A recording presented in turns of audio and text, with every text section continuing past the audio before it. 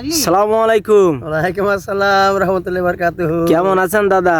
আলহামদুলিল্লাহ। কি করছেন দাদা এখানে? এই যে সারু কচু তুলছি। কচু কি কেরাম লেবেছে? কচু তো ভালো হয়েছে, ভালো হয়ে কি হবে, খরচ খুব বেশি গেছে তো। তো কচু খরচ হিসেবে দাম পাইনি তো।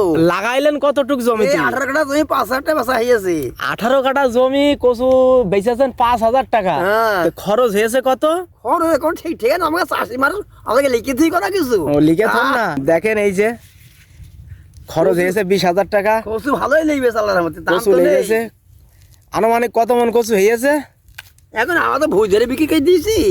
এই 4 কাঠা মতো 3 লাইন ছিল, 4-5 বস্তা হইলো বাইরে খাওয়াতে।